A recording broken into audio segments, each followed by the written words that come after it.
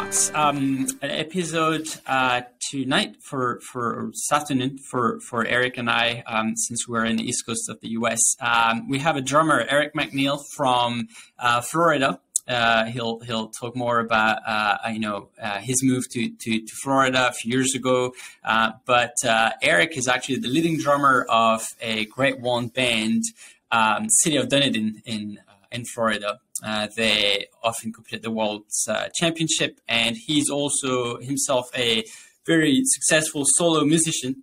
He was just in the finals of the World Solos Drumming Championship a few weeks ago. So super excited to have yet another drummer, learn more about his journey through different bands he's played with, his influence, and the way he approaches writing music for his band, and also gathering teams for any competition that they have. So yeah, Eric, how are you doing? Yeah, good. Thanks for having me here.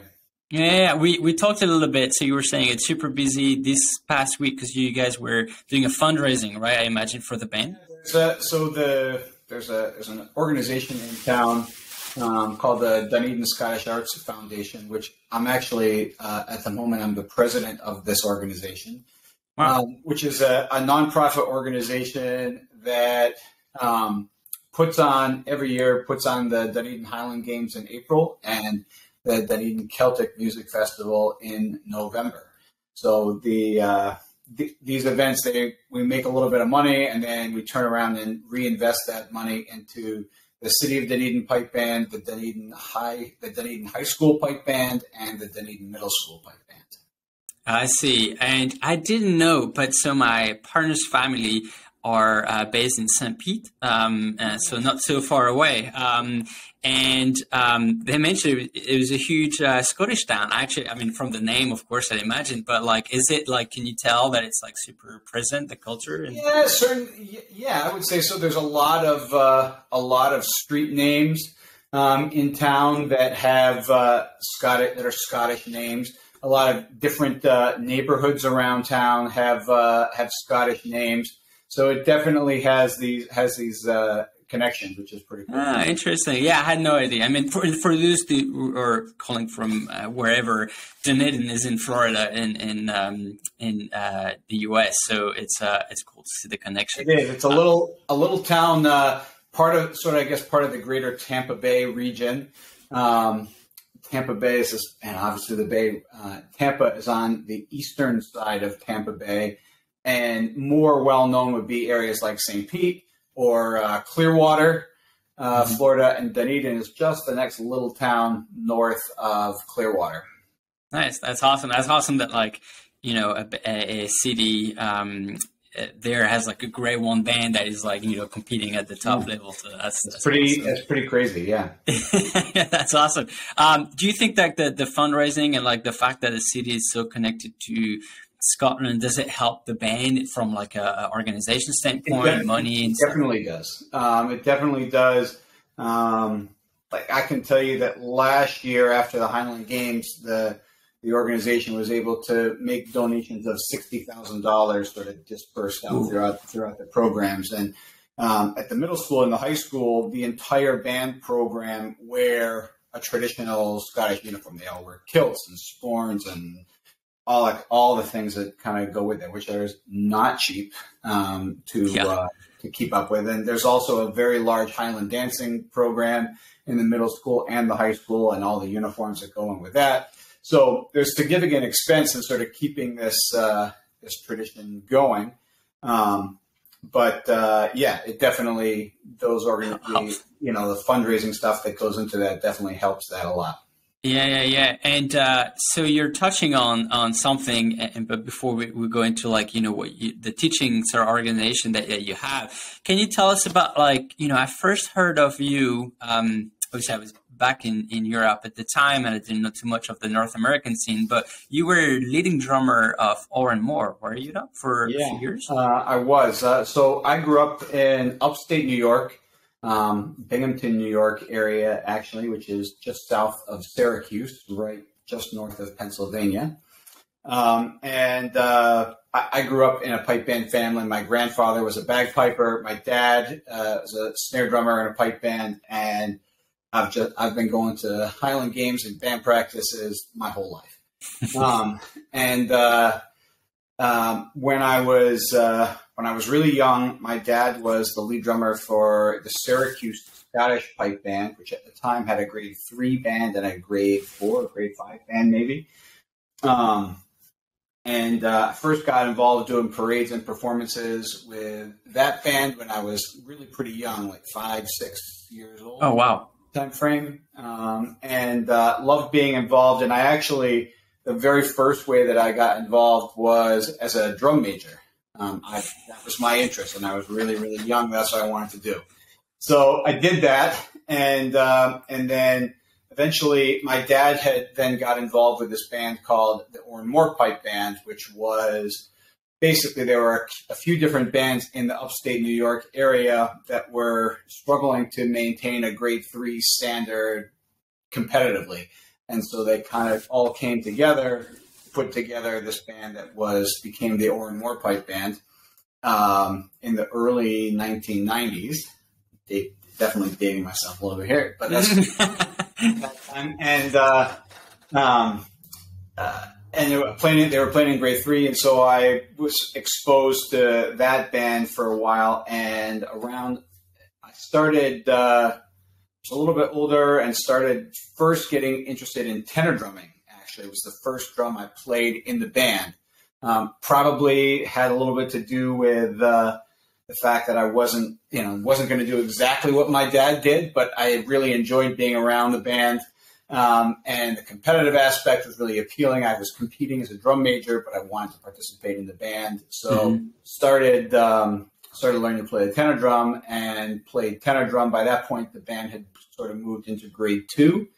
And we had a little technical moment first time after 13 episodes, so it's not so bad. But yes, Eric, you were talking about how you actually joined the band Orrin Moore with your dad in the north part of New York.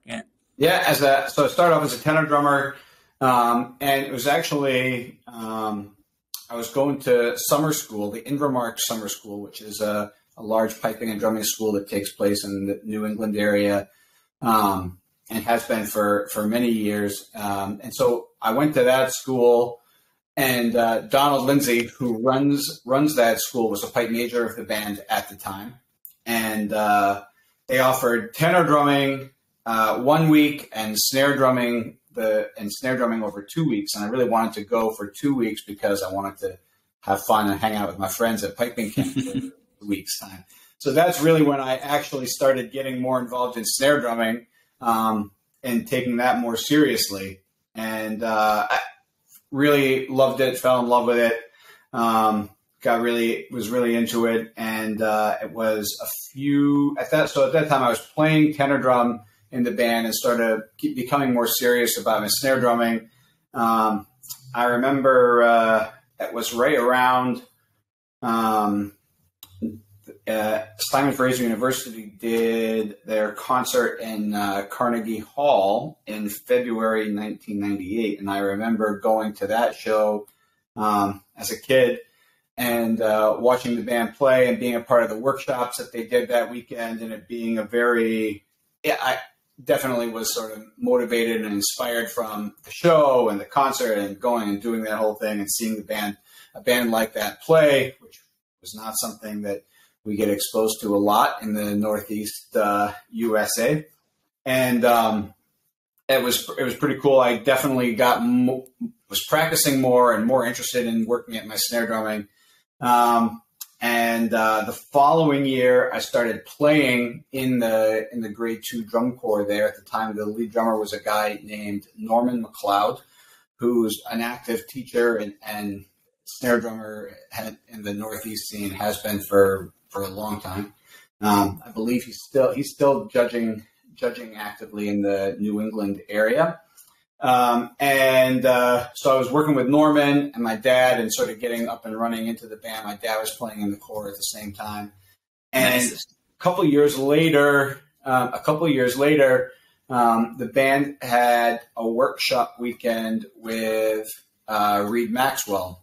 Donald Lindsay, the pipe major of the band, brought Reid in to work with the band and sort of work on the ensemble of things.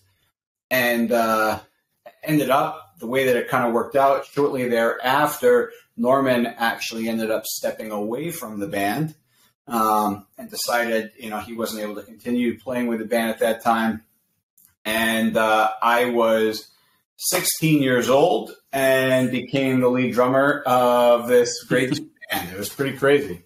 But a big part of that was a lot of the players in the drum corps and the band were really excited about the relationship that had just sort of the information that we had received from Reid when he was out doing this workshop. And we kind of said, well, if we could keep something like that going and get musical input and direction and guidance from somebody like that, then I felt not quite so, looking back, there's a lot I didn't know and a lot I didn't understand, but I knew, I was getting input and help, and Reid was really good in terms of I could call him and ask him questions, and we did some phone lessons at that time. There was no Skype lessons or Zoom. It was, get on the phone and put the phone on speaker or put the phone up to your ear, put the phone down, play a little bit, pick the phone back up and get information. Right. But it was better than nothing, and did a lot for me.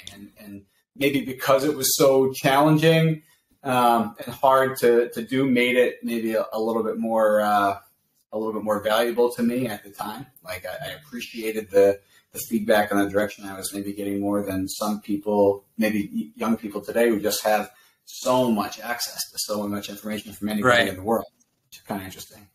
Yeah. So anyway, I continued on as the lead drummer of the band for a long time until 2012. And the band obviously through that time progressed up through grade 2 and eventually into grade 1. Right. Yeah.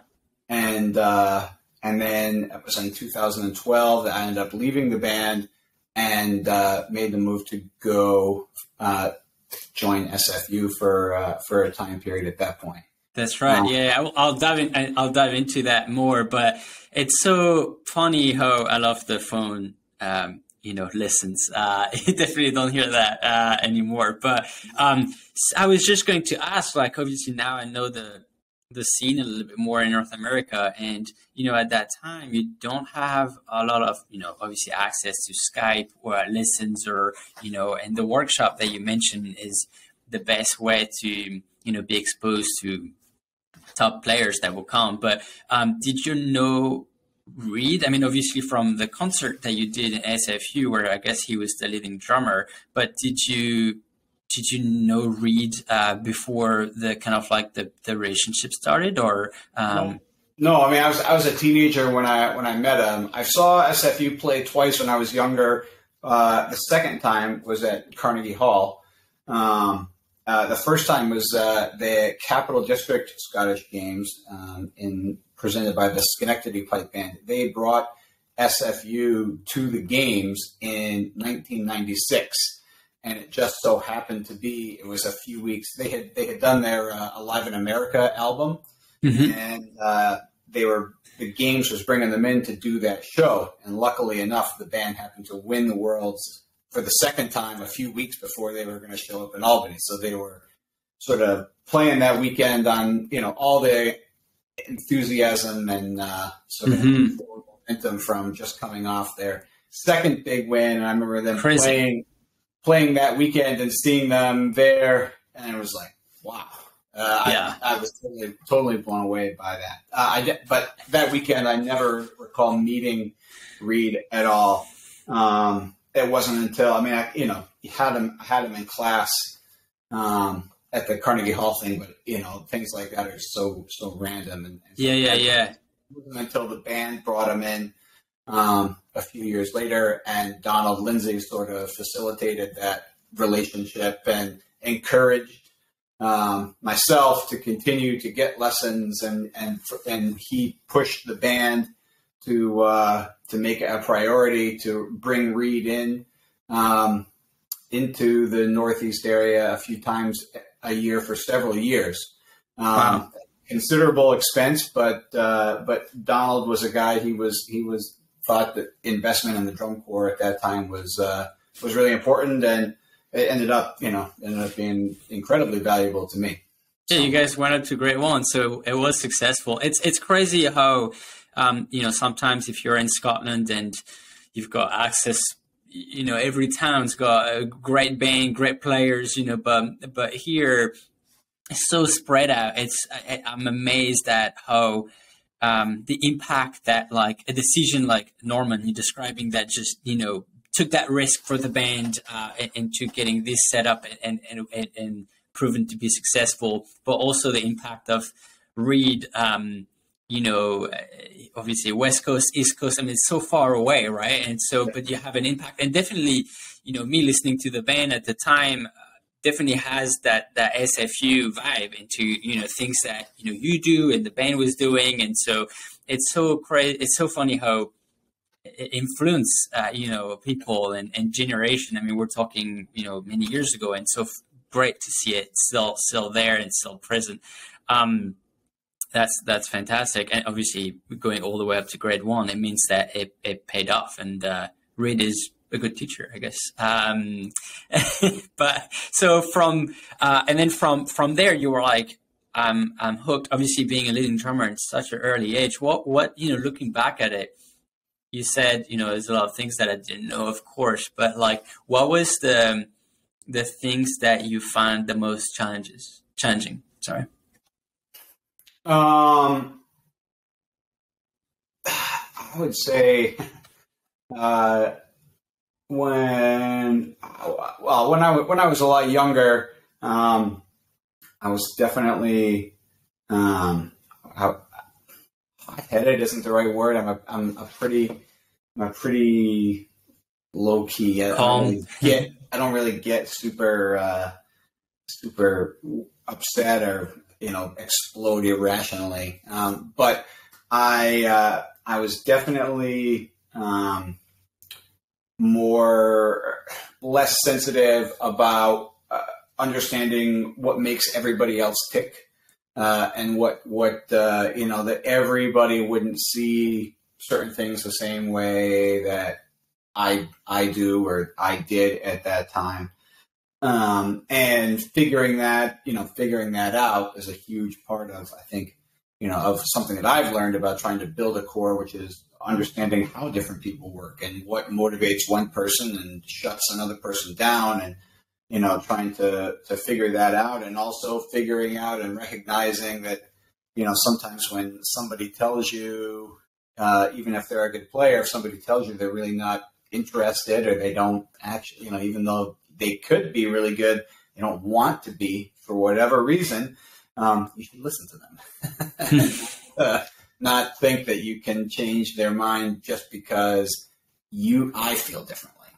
Like I can't make you want to do it, even if I want you to. So interesting. Yeah, that's awesome. I mean, I love asking that question, especially to people that have been leading drummer super early on, no experience thrown in there. You have to adapt, you have to change, and obviously you've done it for many years. So it's interesting to look back at the situation. And then from there, so you said you did a few years at SFU. So it was a Reid convincing you, or obviously I know there's a story with the band and. No, when it became clear that I was going to leave Oranmore at that time, I remember I called Reid up and I said, "Hey, Reid had invited me to play when I was quite a bit younger, and at the time I had turned him down, and I wasn't going to do it. And interestingly enough, a guy who I've become quite good friends with, who played in SFU for a while, was Stephen McWhorter. And when Stephen was playing out there, he and I became friends through that connection with Reid. And Stephen was giving me quite a bit of pressure at that time to go out and play. And I never did it because I was sort of I was sort of loyal to what was going on. I felt very passionate about what I was trying to build in upstate New York. And when that all fell apart, I called Reid and he said, I said, this is maybe going this way. And if it does, I'd like to come play if you're interested. And he was absolutely, I've been waiting for this call. And, the whole life. So it was very nice and very reassuring at the time. Nice. And ended up being an incredibly positive thing for me. Yeah, and now I'm super curious. You went from, obviously learning to play the drum. You got leading drummer super early on. You were obviously had a close relationship with Reid. Now, how was it going from being a leading drummer in charge of the whole thing, writing tenors, writing bass, the music, getting a team together, as challenging as it is, you're in charge of the whole thing, to going back to, being a player in the core that is led by someone else. How was it? An incredibly valuable learning experience. I learned a ton, and there were other guys when I joined SFU. There's some other Reid was very helpful, but really some of the guys that were the most helpful to me at that time were some of the other players in the core who were coming in, also traveling in, Gordon Lee and Ian Lawson, who were both coming over from the UK to play in SFU, and they were really, really good at helping me sort of figure out, correcting me in terms of don't be so heavy here. You need to lighten up and blend, and sort of how to tailor my ear and feel to be able to blend in and do that. The other thing that I really learned a lot about over the first couple of years of doing that was how hard it is to be a long distance player. It's much different when you go to band all the time, week in and week out. You kind of practice and you get music up to a certain level, and then you're working your way through it all the time and kind of keeping it going. And it's, I think, much easier. When I first started going out to SFU, I was probably initially practicing the same way. And I thought, oh, yeah, I've got this off. And then by the time you fly across the continent and dealing with time zone and standing in a core that you've never played next to before, all of a sudden you think you've got this music off, and so many other things you don't. You don't have it off well enough to go through all of that and still be ready to play. And I remember thinking, as I was sort of going through that, like, wow, like this is hard. Like some of these guys who were trying to do that in Or and More, like it explained a lot, because I was realizing like how challenging and how hard the process actually is. And that's gone on to, as my life has continued to change, that experience has become incredibly valuable. Wow, I did not expect that, and that's awesome to hear. Because even if you had a relationship with Reid and your style, obviously it's probably closer to Reid than it is to, I don't know, another band or another leading drummer. It is still super awesome to hear, and for other people to listen to, because you don't think about it if you're a leading drummer totally. You expect your players to, play sharp, play well, but the reality is if you have, I don't know, a handful of rehearsals to blend in and be spot on. Especially as a leading drummer, you were talking about like the volume and stuff. If you're a leading drummer, you shouldn't technically, play for 4 people, right? But you definitely want to play a little louder because you have other people playing chips and stuff. Was it like was it the hardest part? Was it like not like having to play chips, but having to kind of like lower the volume and blend in as opposed to be the guy? When you play as a lead drummer, you have to play with a volume and a presence that's going to carry throughout the whole band. You make a break or something, and you're the only one doing it. And when you play on your own, you have to play with a sound that is going to carry throughout the band when it needs to keep the ensemble together.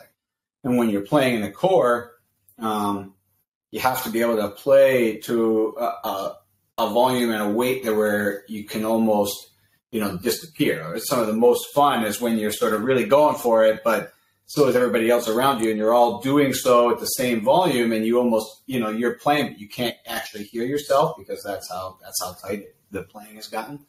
Mm-hmm.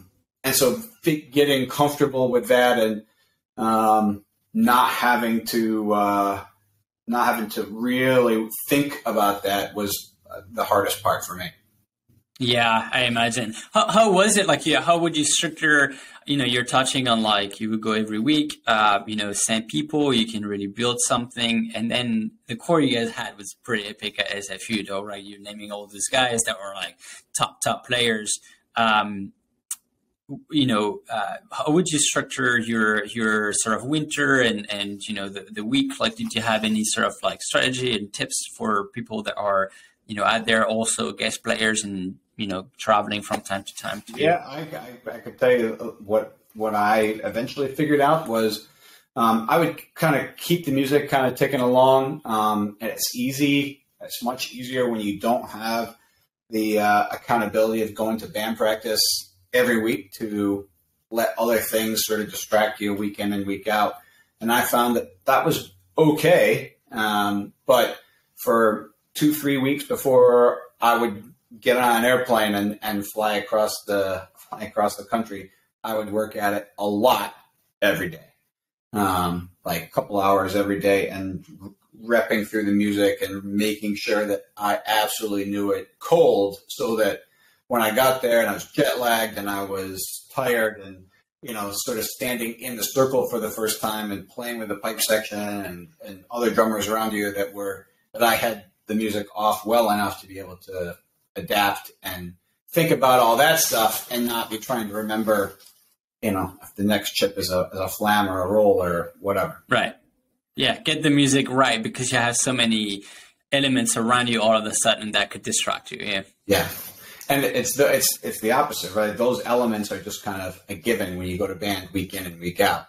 And you're just thinking about trying to get the music right. But when it goes the other way, and you just practice in your living room by yourself on your drum pad, and you're in the middle of a band, that it's those are the things that become super distracting. It's good. It's really interesting. Yeah. Yeah. Nice. Was obviously you reached out to Reid, but were there another band at the time that would you ever thought about going to a band in Scotland, for example? Because growing up, you're very quickly a leading drummer in North America. Were you ever thinking about it, or moving to Scotland? Or? I didn't think about it, to be honest with you. That was not overly common. When I was younger, you didn't see it's much more common today than it was then. And I would say if I was going to play, because Reid had been such an influence on me since the time I was a teenager, if I was going to go play anywhere else, it just seemed like that was what I was going to do. Yeah. Right. Nice. It was not right or wrong answer. I was just curious if, at the time. And then from there, from what I know, then now you're living in Florida. Was it after the SFU sort of era you moved down to Florida? No, yeah. So I was, the entire time that I was playing in SFU, I was still living in upstate New York, living in Albany, New York area, and teaching. I was teaching a lot. That's kind of what I've always done. I taught pipe band drumming full time, and I can talk more about that too. But basically, I was working with a lot of bands throughout the Northeast U.S. area, putting an insane amount of miles on my car. I was doing things like driving up to Rochester, Buffalo on a Saturday, and Cape Cod on Sunday, up to Vermont on Saturday, and down to New Jersey on Sunday, and working with all these bands. And don't get me wrong, I really, really enjoyed it. I was, doing something that I loved and making a living at it, and it was great. And I felt like I was contributing a lot to help develop all levels of the scene, which I believed was really important to trying to cultivate a higher level band in the Northeast area. I felt like teaching a lot throughout the region was valuable and important to be able to try and sustain that. But it was a lot. And I was playing in SFU, and I got a phone call from Ian Donaldson in early 2015, saying basically he had called me to ask me to judge at the Dunedin Games, and I had judged at the Dunedin Games in 2014. And then I was supposed to judge again at the Dunedin Games in 2015, but I had to call him to back out. I felt really bad about doing this because it was in the new year, just a few months away from the games. But SFU was playing the Pre-Worlds concert that year in 2015. And the weekend before the BC Indoor, which also happened to be the same weekend as Dunedin Games, the band was doing the Balding for Boney concert. And it was obviously a very important thing for sort of looking out for Andrew Bonar, who at that time had been diagnosed with cancer and was going through a very challenging thing.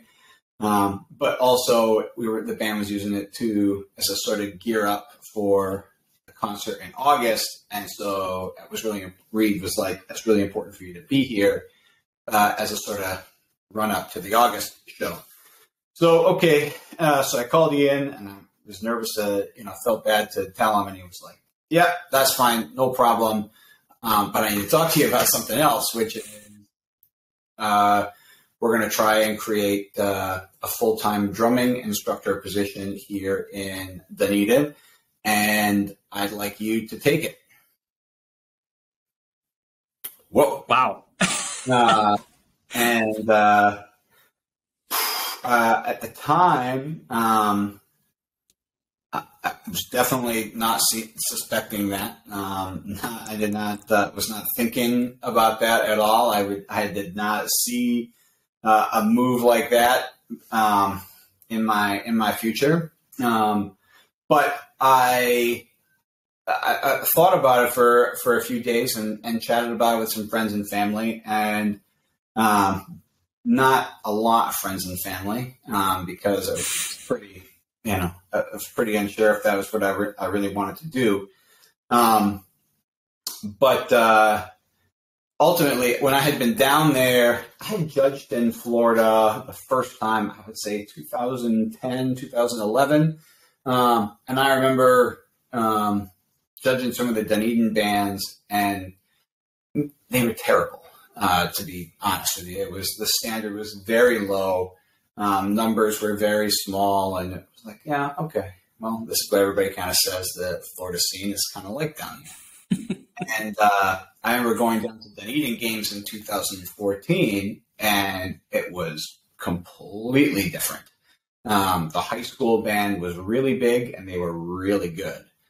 They won the grade 4 band contest that day, which was completely different from what it had been like 3-4 years earlier, where they were definitely last place. And the City of Dunedin pipe band, which that time was in grade 3, was really strong. And they went that day to win the grade 3 contest over the St. Thomas School Band, Episcopal School Band. Who was always an excellent grade 3 band. And I was like, whoa, like you could tell, like this is not the same scene that it was a few years ago. And I was very intrigued by that, just seeing that it was what was happening and what was developing. The band went on later that year to win in Maxwell in grade 3, and they had just been moved into grade 2 in 2015. And basically, Ian said, did say, like, I'd like you to come down and maybe do a couple workshops with the band to help us get ready for this challenge here in grade 2, but we'd also we're trying to create this position, and we'd like you to take it. So I ended up, doing that, and moved down there right after the Worlds in 2015, which is crazy. Wow. I did the first year that I was with the band. wasn't really ready to leave SFU yet. And Ian was very supportive of that, and kind of said, "Yeah, that's fine, no problem."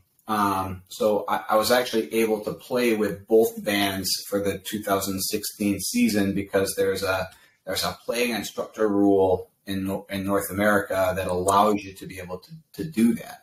Oh, interesting. But that was insane. I was gonna say, wait, so you probably had 4 MSRs and 4 medleys, and I was playing with the grade 2 band here, who went to Georgetown, and we went to Maxville. We actually ended up winning at Maxville that day, which is wild. But that year, I remember I left Maxville as soon as the day was over and drove with my good friend Maureen Connor. We drove back down to Schenectady. I stayed at Maureen's place on Saturday night. We got in at like 1 o'clock in the morning or something like that, 2 o'clock in the morning. I got up for a 6 a.m. flight to Seattle, and I went and played at the Seattle games with SFU on the Sunday of that weekend. It was crazy. Oh my God. Yeah. Your brain was probably like, I don't want to play any music. Yeah. I don't want to think about music. I knew I can't. That was not sustainable. So yeah. Then you made the move to full time. Yeah. After the Worlds that year, I spoke to Ian, and I talked, and he was feeling like the band had some interest in maybe trying to go to Scotland for the first time, but he wasn't going to bring it up. If I still wanted to play with SFU another year. SFU. And I said, I really appreciate that, but I can't. But even if I it's just too much. So decided not to. Called Reid, explained, and when I took the position in Dunedin, I discussed it quite a bit with Reid, and he was incredibly supportive. And thought he was aware of the whole process, and it's probably better that you stayed an extra year, although your brain was probably like, what's going on? But to kind of it was not brutal. It wasn't my intention to leave, and at the time, I thought I could continue to do both for a little while longer. But the practical reality of it was it was just too much. Yeah. Before we move into the teaching program that you have, looking back at all those years at SFU, which one is your favorite? If you have to think about a competition performance or a concert or just a fun practice that you had, what was it? Yeah, I would say good question. I really enjoyed. I would say overall, my first year in the band was a real standout for me. There was still ended up being Terry Lee's last year as a pipe major of the band, and there was a lot of people, a lot of great players who were playing in the band at that time. And there was the entire time that I was there, but I had been in a situation for a long time where I was pushing other players around me to have to be better and improve, and to be surrounded by a band of so many players who were playing at such a high level was awesome.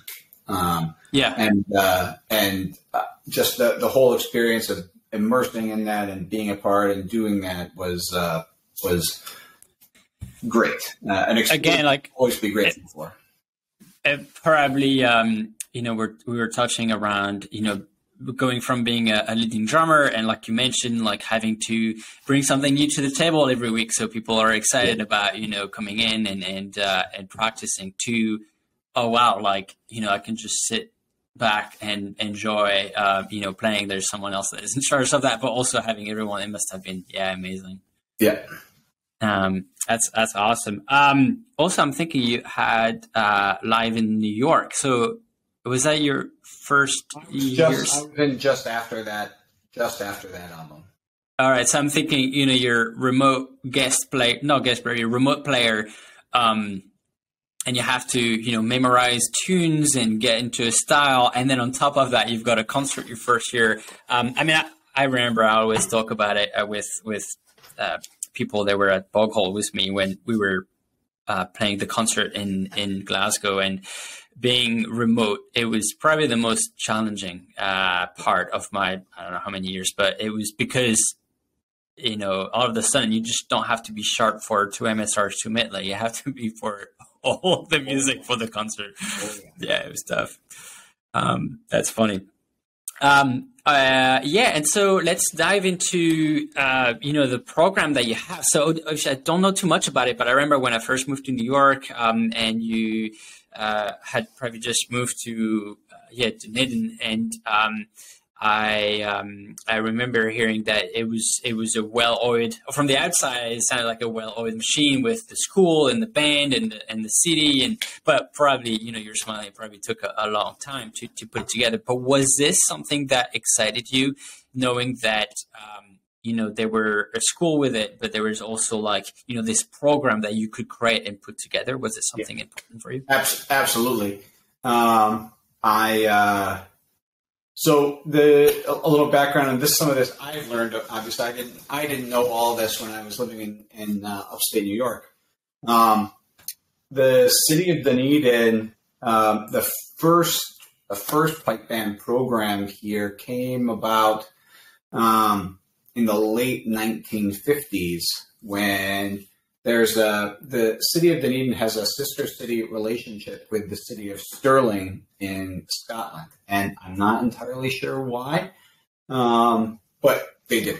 And so there was, when the new middle school was built, there was a few sets of bagpipes that were sent over as a gift to the new school, and sort of part of this relationship between Stirling and Dunedin. And they ended up starting a piping program in the band program at the middle school at that time.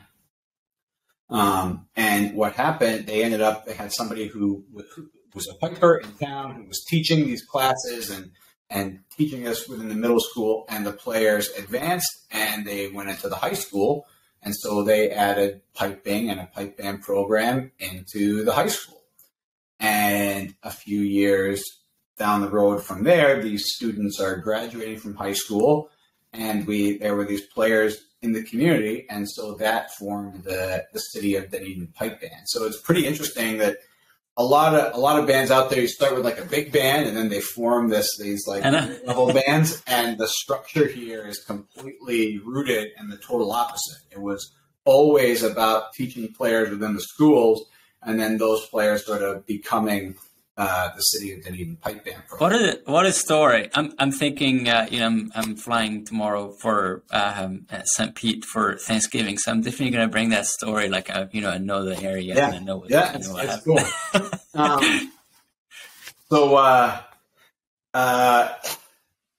So from there, I'm not sure at which point the City of Dunedin ended up employing a director of piping as a city role, but it was somewhere in the early 1960s that they took on this role. And there were several people over the years who had the job and had that role. Sandy McPhee, Donald McPhee's dad, was one of those people. In fact, Donald McPhee went to Dunedin Middle School, and they've got a picture of him hanging out. No way. Cafeteria as one of the famous people who went to Dunedin Middle School and came up through the program. That's wild, yeah. And that was when when they lived in Florida, and Sandy was the piping director there for a period of time.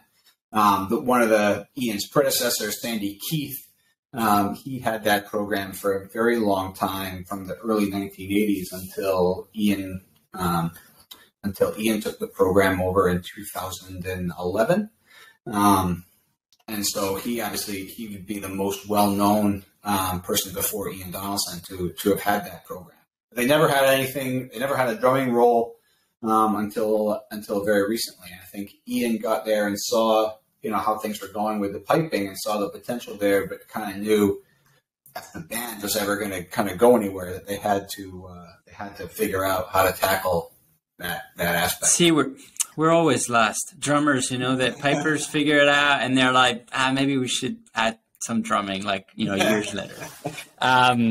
But that, again, like, it's awesome. I'm talking to you because there's obviously the drumming aspect, but there's the community and the story.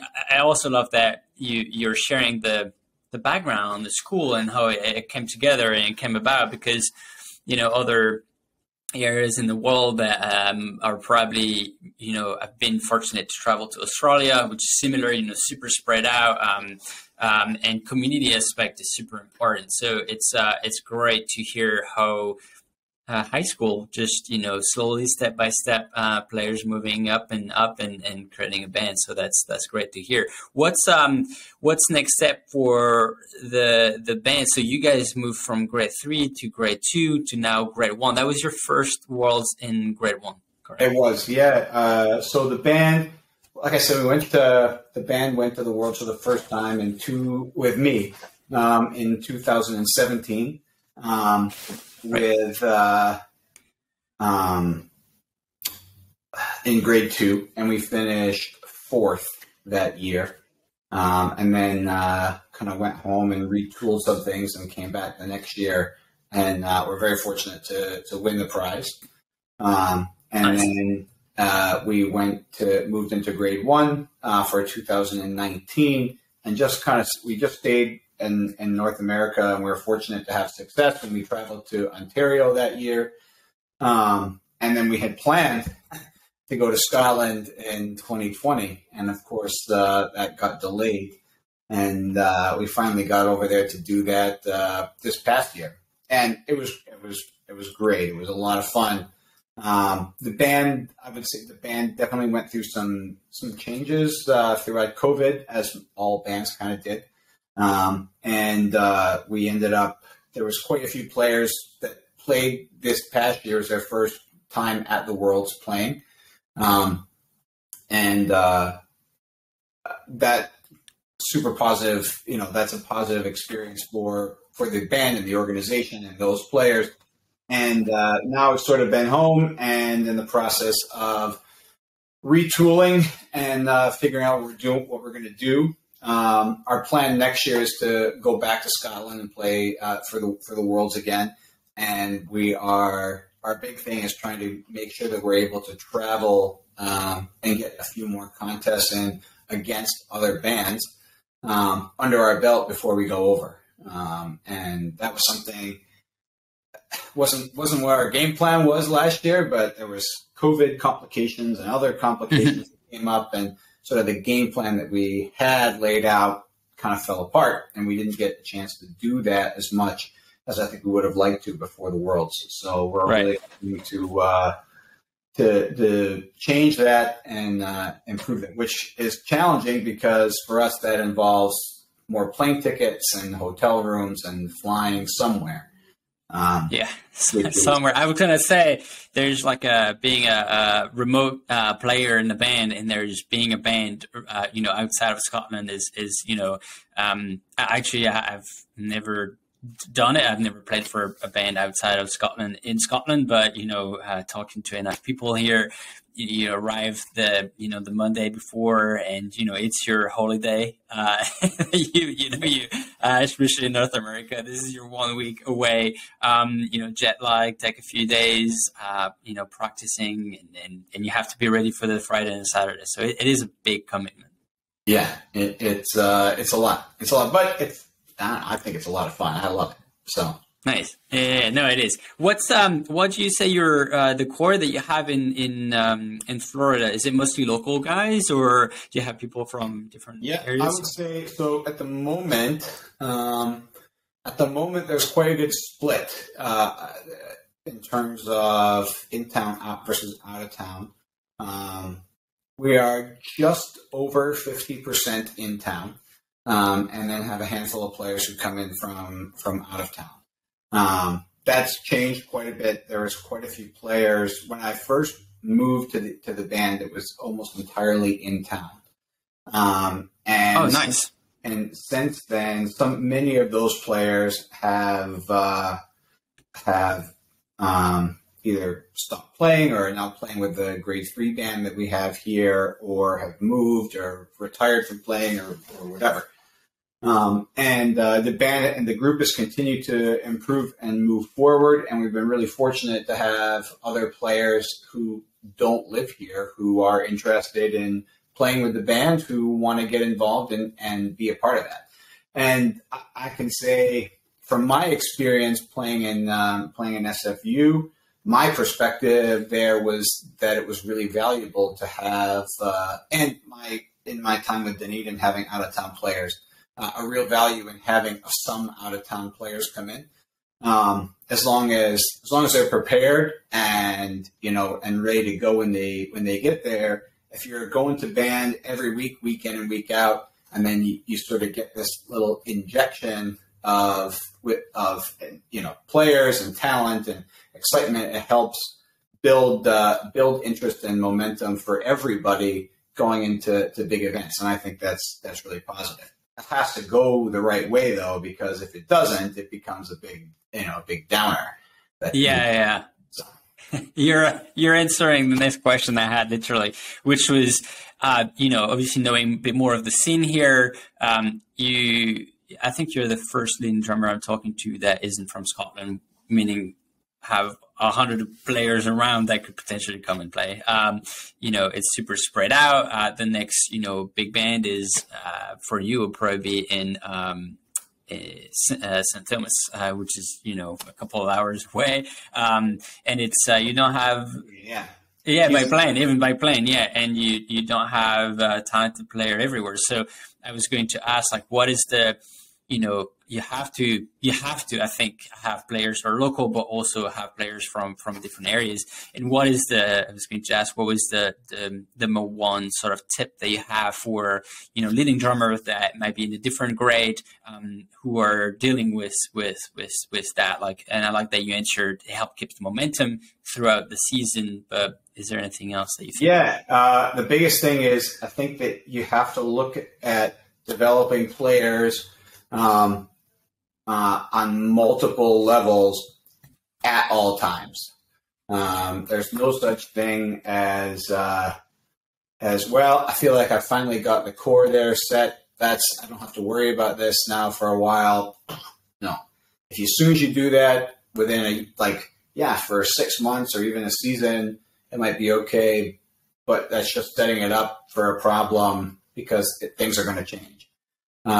And so the best thing to do is to be, if you're reaching out or you're trying to bring in somebody who isn't in town, who's going to maybe join in, unless somebody's moving, which has happened. We've had a few players move here, which is awesome. There are worse places to relocate to. I know, I was going to say. But there's always, that there's always a shelf life on how long someone's life, whether their family or work life schedule is going to permit them to be able to travel in and do that, even if they love it. So you've got to be preparing and who's coming up, who are you starting off, who's playing in the lower grade bands, who's progressing and coming along, and you have to have that built in, seeing that coming on multiple levels. And fortunately, the school system here that we have helps that a lot. And fortunate to have band director, particularly right now at the Dunedin Middle School, who is really supportive in pulling in new talent and encouraging talented players that they see within their band classes to get involved in the pipe band. And learn how to play pipes and drums. So there is lots of up and coming talented kids learning all the time, which is great. The middle school band program and the high school band program at the moment are as big as they've maybe been. Wow, which is great. Big change from where it was just a couple of years ago. Both programs hit pretty hard through COVID, but that's just because there were so many restrictions on kids being able to participate in anything. But now, a couple of years later, the programs are really rebounding and doing well, which is very encouraging. Right. And you have two sort of routes anyway, right? For an organization or a band is rather you put together a teaching program. I'm thinking, you guys or Bogle or, Inverary, they have a very strong sort of teaching program, or you have, hoping you're a top band and you got a great, pipe major leading drummer that can attract, people. Yeah. And I think the reality is in North America, that teaching is the key. I mean, I think that's why there's a band that's working well here in Dunedin right now. That's why there's a band going so well in St. Thomas right now. That's why SFU has done so well for so long, because they're, with RMN's program there, that there is, I hear people say this like, you just need to recruit some more players and it helps at the top end. It's like, I feel like that's a conversation that maybe gets had in Scotland about, trying to recruit these players. And over here, it's kind of, well, who are they? Like, who do you think is out there? Like, they're not. They're not out there. And if you're not making them, they're not coming along. So it's a different game than being in a position where, somebody left the band. Yeah, okay, well, we'll just phone up somebody from a grade 2 band down the road and see if they want to get involved. That doesn't exist. Yeah. So that's interesting. I might be mistaken, but were you part of the North American pipe band organization, or are you still involved in the drumming sort of aspect of yeah? things in So North I was actually the president of the EUSPBA, Eastern United States Pipe Band Association, for a while. I was and became president in 2010, and you can see 2-year terms, which I did. And when I finished up in 2014, I got on, became involved with the music board, and I've been working on the music board within the association ever since then. Got it. I was talking to Stephen McQuillan a few weeks ago, and he was mentioning that, part of the thing that RSPBA is doing is trying to expand the wall solos drumming, the European and Scottish, and which I think is a fantastic idea. And mentioning that one competition is in Florida. It's been happening for the past 2-3 years, right? Yeah. So this actually came about last year.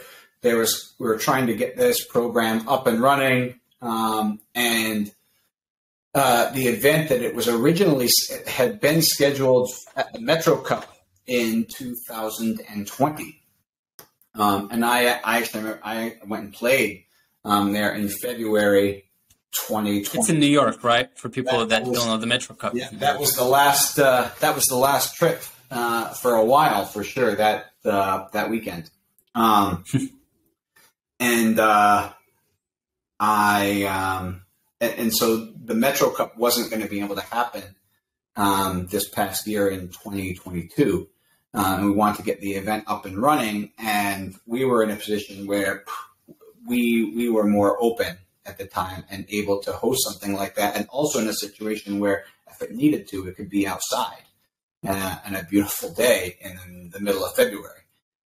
So the Dunedin Scottish Arts Foundation, which is, like I said, is the organization that runs the games and the Celtic Festival here, came up and said, we'll get involved. We'll help put some money up to make that happen and support that event coming into North America and make it work. So it ended up being a great weekend, and we're planning to do it again here this year in February.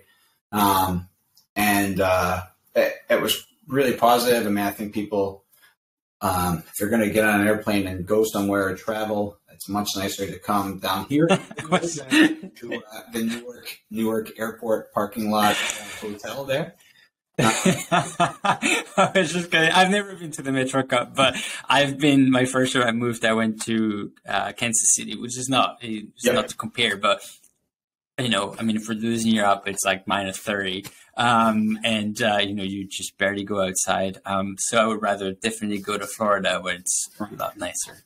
So we're excited to see that event come down here again, and hopefully grow. We tried to add a juvenile event in here last year, which was pretty successful, and it was great to see some young players playing. The player who won the youngest class was had come down from Cleveland.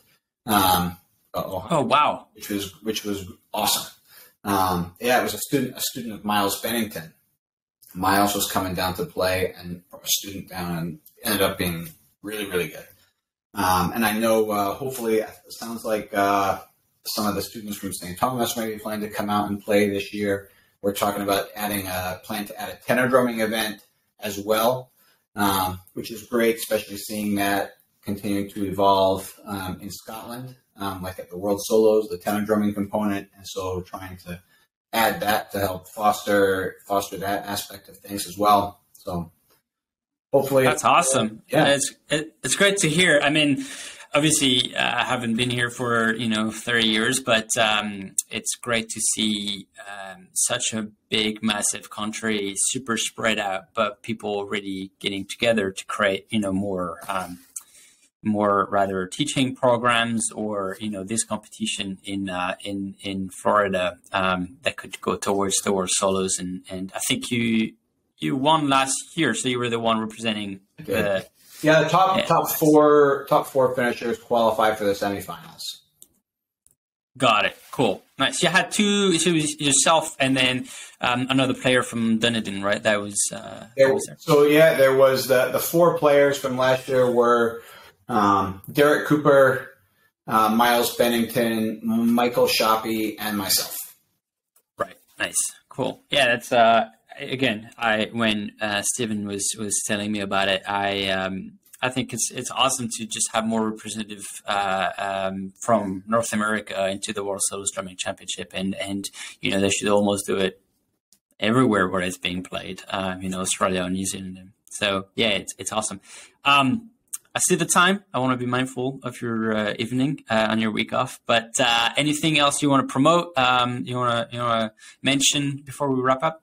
Not right now. Just that that event coming up in February, and then the next sort of project for me will be the Dunedin Games on April 1st, and then after that it'll be full on getting ready for the summer with the band. For the World. Yeah, nice. All right. Well, best of luck. It was great to meet up and to meet in person and catch up. So all the best for the season, and then happy Thanksgiving as well. Yeah, thanks, Claire, and you too. Safe travels down here on the weekend or this week. We'll do. Yeah, thank you. Take care. Thanks, Dan.